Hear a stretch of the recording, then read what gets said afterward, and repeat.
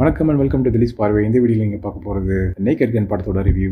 இந்த படம் 1988 வந்த பழைய நேக்கட் கன்னோட ரீமேக் வெல்னு சொல்லலாம், இல்லை அதோட ஸ்பூஃப் ரீபூட் அப்படின்னு சொல்லலாம். ரெண்டு படத்துக்கும் ஒரே பேர், ஒரே டியூரேஷன், 1 hour 25 minutes. ரெண்டு படங்களோட ஹீரோ பேர் கூட ஒரே மாதிரி. அந்த படத்தில் லெஸ்லி நீசன், இந்த படத்தில் லியாம் நீசன். இந்த படத்தோட கதை என்னன்னு பார்த்தோம்னா, கதையாட முக்கியம் படத்தை பாடுறா அப்படிங்கிற மாதிரி ஒரு ஸ்பூஃப் ரீபூட்டாக கதையை பற்றிலாம் பெருசாக கவலைப்படாம சின்சியராக படம் முழுக்க காமெடி பண்ணி ட்ரை பண்ணியிருக்காங்க. படத்தோட ஸ்டார்டிங் டைட்டிலேருந்து என் கிரெடிட்ஸ் வரைக்கும், என் கிரெடிட்ஸ் முடிஞ்சதுக்கு அப்புறமும் கூட விடாமல் காமெடி போட்டு தாக்குறாங்க. Okay, first of all Liam Neeson இதுக்குள்ள செட் ஆகலாம் அப்படின்னு நமக்கு ஒரு ஆச்சரியமாக இருந்திருக்கும். ஏன்னா சீரியஸான படங்களையும் நடிச்சவர் அவர்.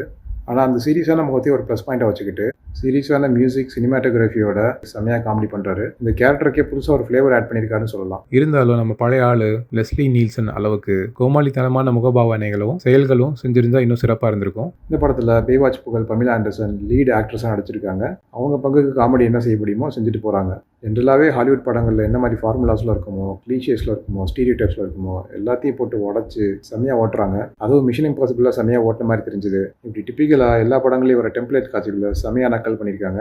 இப்படி film making and story telling style எல்லாம் கிரியேட்டிவாக பேரடி பண்ணது ரசிக்கப்படியாக இருந்தது. இந்த படத்தில் நம்ம தங்குதுரை ஸ்டைல் கடி joke, slapstick comedy, visual gags, deadpan delivery, parody using exaggeration, adult comedy, puns, one liners, இப்படின்னு படம் முழுக்க காமெடி அடுக்கிக்கிட்டே போகிறாங்க. ஒரு பக்கம் டயலாக் ஓரியன்டாக காமெடி போயிட்டு இருக்கும்போது பேக்ரவுண்டில் விஷுவலாக ஒரு காமெடி போயிட்டு இருக்கு தனியாக. இப்படி ஃபஸ்ட் டைம் வாட்சில் மிஸ் பண்ணக்கூடிய காமெடிகள் நிறைய இருக்கும். நமக்கே செகண்ட் டைம் பார்த்து அதை டிஸ்கவர் பண்ணணும்னு தோணும். இந்த படத்தில் நிறைய டயலாக் ஓரியன்ட் காமெடி இருக்கிறதால தமிழ் டப்பிங்லேயும் பார்த்தா அதுவும் வேறு லெவல் என்ஜாய்மெண்ட்டாக இருக்கும். ஒரு டார்க் நைட் ரிட்டர்ன்ஸ் படம் மாதிரி சீரியஸ் டோனோட பேரடியும் காமெடியும் பண்ணணுங்கிறதுக்காக சினிமாட்டோகிராஃபி, மியூசிக்கு, டிஏ எல்லாம் பயங்கரமாக ஒர்க் பண்ணியிருக்காங்க.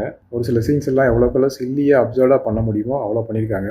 ஒரு சில காமெடியில் எக்ஸ்ட்ரீம் சில்லியாக போனது சில பல பேருக்கு சிரிப்பு வராமல் போகலாம். ஆனால் நிறைய இடங்களில் அந்த அப்சர்டிட்டியும் அவுட் ஆஃப் த வேர்ல்டு ஜோக்ஸும் அந்த கிரியேட்டிவிட்டியும் ரசிக்கப்படியாகவே இருந்தது. கடைசி வரைக்கும், அதாவது என் கிரெடிட்ஸ்க்கு முன்னாடி, என் கிரெடிட்ஸ்க்கு நடுவில், என் கிரெடிட்ஸ்க்கு அப்புறம் கூட காமெடி பண்ணிட்டு இருக்காங்க. இப்படி தொடர்ந்து 1.5 மணி நேரம் பேக் டு பேக் காமெடி பார்க்குறது ஒரு சில பேருக்கு டயர்டாக கூட ஆகலாம். ஆனால் இந்த படத்தோட எய்மே அதானே, நமக்கு ஜோக் சொல்லி சிரிக்க வச்சு சாவடிக்கிறதானே.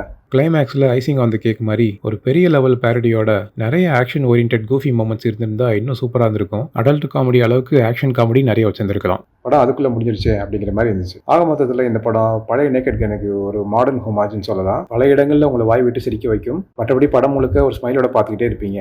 இன்னும் கொஞ்சம் இருக்க கேரக்டரில் பெஸ்ட்டாக கிளைமேக்ஸில் யூஸ் பண்ணி எல்லாருக்குமே ஒரு காமிக்கல் ஆக்ஷன் ரோல் கொடுத்து ஒரு கயாட்டிக் பேரடியாக முடிச்சிருந்தா இது ஒரு கம்ப்ளீட் பர்ஃபெக்ட் காமெடி என்டர்டெய்னராக இருந்திருக்கும். பட் இப்போதைக்கு பழைய நேக்கட் கன் ஃபேன்ஸ்க்கு ஒரு டீசென்ட் வாட்சபிள் காமெடி மூவியாக தான் அமைஞ்சிருக்கு. இது ஒரு 18+ மூவி, மைண்ட் வச்சுக்கோங்க. இந்த படத்துக்கு என்னோட ரேட்டிங் 7.5 out of 10. இந்த படத்துக்கு என்னோட caption, The Naked Gun, Son of the Gun.